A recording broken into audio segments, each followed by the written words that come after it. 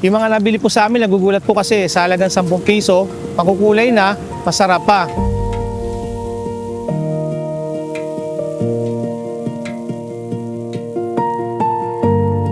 Kaya po yun, marami pong pabalik-balik. Tsaka po yun, natutuwa sila kahit maliit lang po. Pero yung lasa naman po sa loob, talagang pumuputok sa sarap.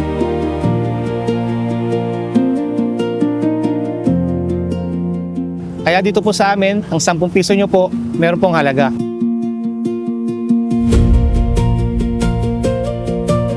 Naisipan po namin na makulay po ang empanada para bukod sa mas maganda siyang tingnan, presentable po sa mga tao, mas naiinganyo po yung mga kabataan na bumili kasi po marami may pakikay po, ganyan. Tapos 10 piso lang po.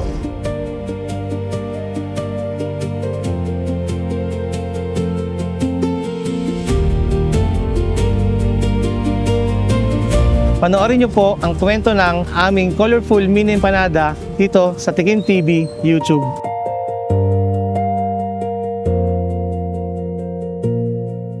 Matatagpuan po tayo dito sa Limay Street, Corner Hermosa po. Sa may tapat po tayo ng Calderon Elementary School, tabi rin po ng Dali. Ang pangalan po ng aming munting negosyo ay ang Empa Natin.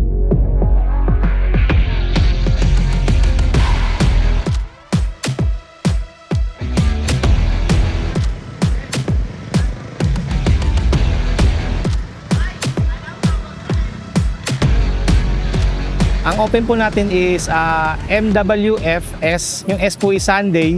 Tapos po, ang start po natin is alas 4 po hanggang sa maubos na po yung product po natin.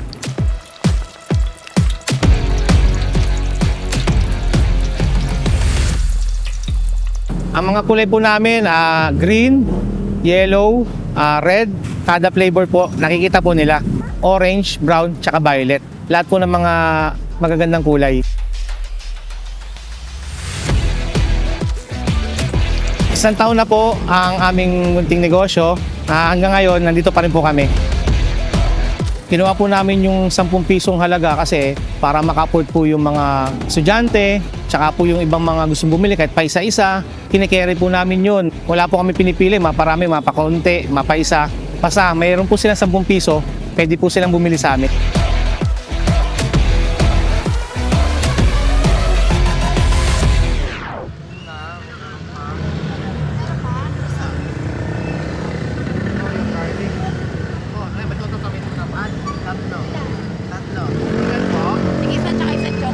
Doon nabuo yung mga ingredients na yan kasi gusto ko talaga yung gawin sarili ko talaga. Then hanggang sa napag-isipan namin na tara gawin natin to. Hanggang sa yun, pinag-aralan namin yung kung ano yung mga ingredients, pagluluto. Hanggang sa nabuo katulad nung makapuno at saka yung ube, talagang ako po yung gumagawa. Yung peach mango, pinag-aralan ko rin po kung paano po paano mag-combine at maging masarap po yung lasa. Mozzarella po natin. Meron pong 3 binubuong cheese yun, hindi na siya basta mozzarella. Meron siyang parmesan, cheddar, tsaka yung mozzarella. At pag nag-combine yun, 3 yun, sigurado magandang kalalabasan. Yung ube empanada po natin, binubuo yan ng makapuno, tsaka po yung ube, tsaka meron pang kasamang langka.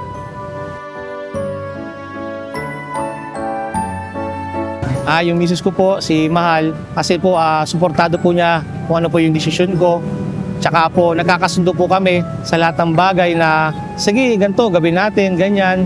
Hanggang sa pag naisip namin at nabuo yung plano na yun, nagsasucess po talaga. Dalawa po kami na nagtutulungan dito. Kalinhinan po kami sa lahat ng bagay. Ako, ang ginagawa ko is nagluluto, tapos ang mister ko naman na nagsiservings.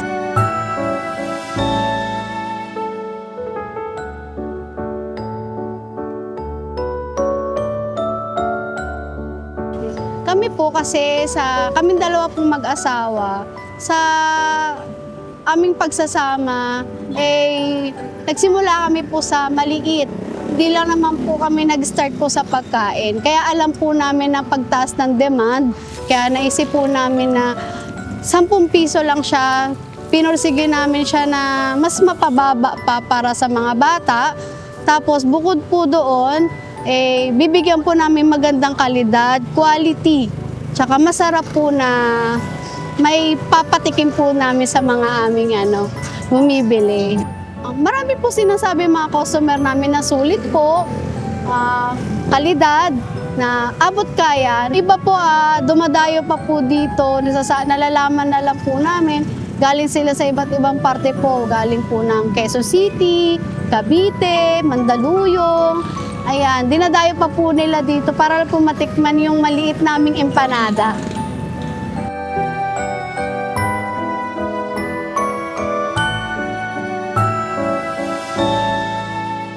Talagang nagmamahal po yung mga bilihin. Hindi ko po talaga, pinagkakaila. Sa gitna ng tuloy-tuloy na taas presyo ng petrolyo, nagsitaasan na rin ang ilang pangunahing bilihin.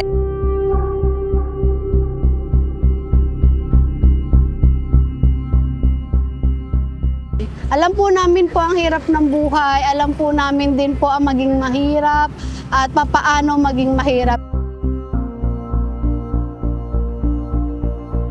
Mataas pa rin ang presyo ng produktong petrolyo. Ang diesel at gasolina tumaas na mahigit 5 pesos kada litro, halos 10 pesos naman sa kerosene. 30 pesos kada kilo o 330 pesos kada tangke ng LPG ang nagbabadyang madagdag sa presyo.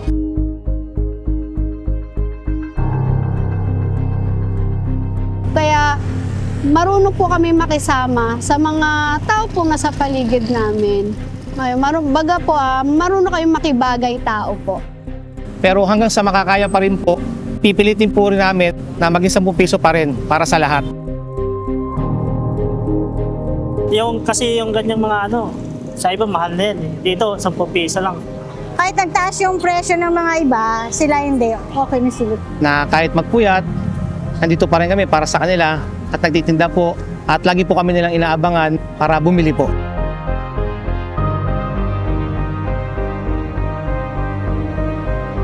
The spiraling cost of fuel is forcing Filipinos to look for ways to cut expenses and make ends meet.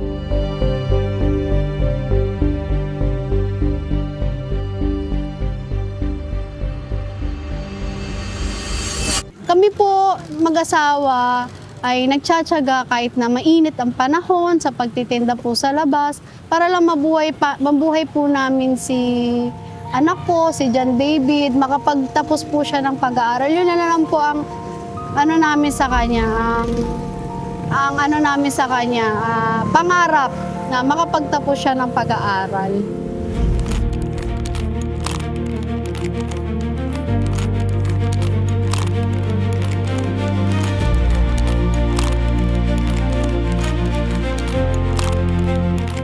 Nagsisipag po kasi kami dahil ito rin po yung panghanap buhay po namin. Dito po namin kinukuha lahat.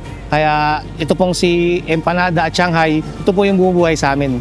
Malaking tulong po itong si Empanada at si Shanghai. Dito po kami kumukuha lahat. Kaya talaga napakalaking tulong. Sa totoo po, sa loob ng isang taon po namin nagtitinda, nabayaran na po namin yung lahat ng mga bayarin namin sa mga motor. Nakakuha po kami ng motor.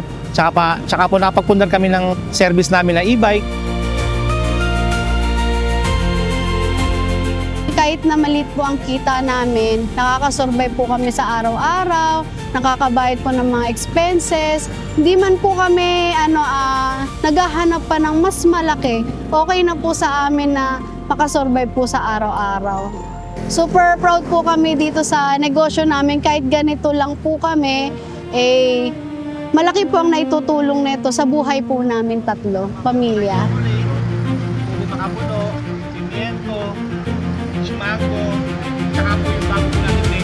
Sa iba po, ang 10 piso po ay malit na halaga, pero sa amin po, malaking halaga po dahil pag naipon po ito po yung makakasurvive po sa amin at makakatulong. Tsaka po itong 10 piso na po ito po yung nakapagpaaral po sa aming nag-iisang anak. Kaya lang po siya po ang dahilan ng pagsisipag namin sa araw-araw. Tsaka po sa pangangailangan po niya, kaya nakamalaking halaga ang 10 piso. Natutunan ko po na di naman pala kailangan maging mahal ang titinda para maging masarap. Kahit ito po ay maliit sa paningin po nila, malaki pong bagay ito para sa amin.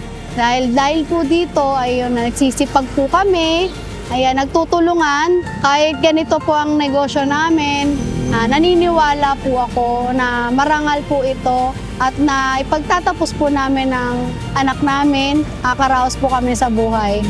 Alaalang po ng Diyos. Ayan.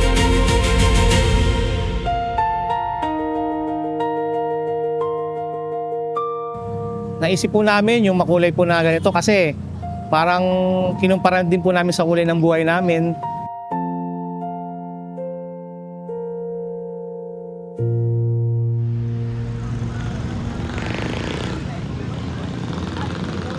Ang mga tinitinda namin dito, mga 10 pisong empanada, maliliit, bite size, makukulay. Hindi lang po yun. Meron din kami mga Shanghai. Yan, iba-ibang flavor din na Shanghai. Masarap din yung Shanghai nila kasi yung sauce nila masarap din. Tapos turon, nagtitinda rin sila ng turon. Kasi ano sila, affordable sila, 10 pesos lang. Tapos masarap pa yung lasa ng paninda nila. Sulit talaga sa 10 pesos. Sa 10 piso ninyo, makakabili kayo ng empanada. Naisip po namin yung 10 piso lang po na halaga kasi gusto po namin yung tao po is matuwa. Nakita nila maliit lang pero pag kinagat nila, punong-puno naman sa loob. Tsaka talaga masasarapan sila. Sa mini colorful empanada natin, ang pinaka-bestseller po natin, yung mozzarella, ube, tsaka yung peach mango. Sa empanada naman po, ibang flavors pa natin, yung tuna, yung chicken. Ginawa ko po ng ibang variety siya, yung ibang lasa para at least kakaiba po sa lahat.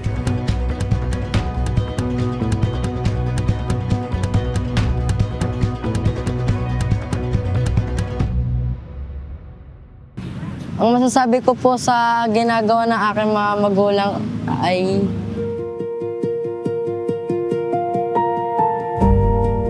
Nakita mo talaga sila nagtutulungan lahat.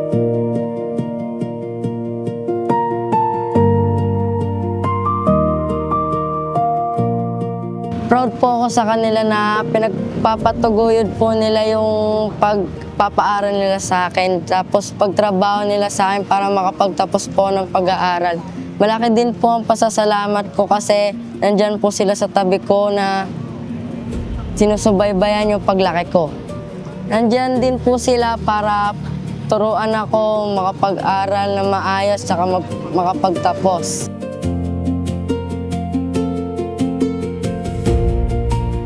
Ang anak ko po na si John David ay matalentadong bata. Ayan, magaling po siyang mag-drawing.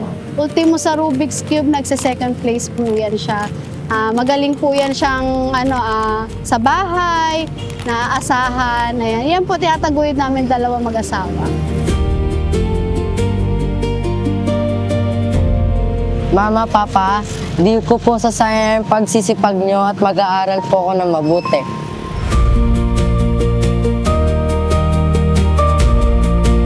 Maliit man po ito, pero may pagmamalaki po namin.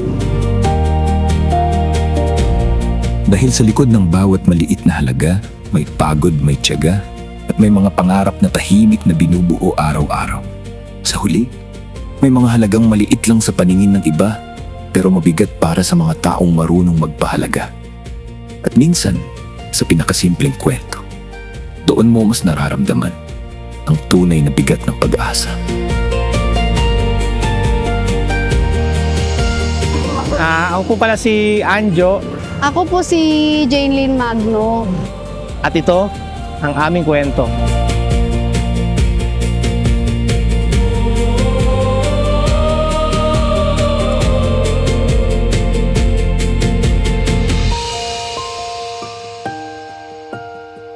Love Filipino food and the stories behind it?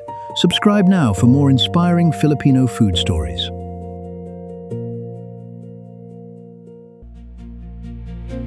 Kapag napagod, hihinga lang. Kapag nasaktan, babangon lang. Hindi man madali ang daan, may dahil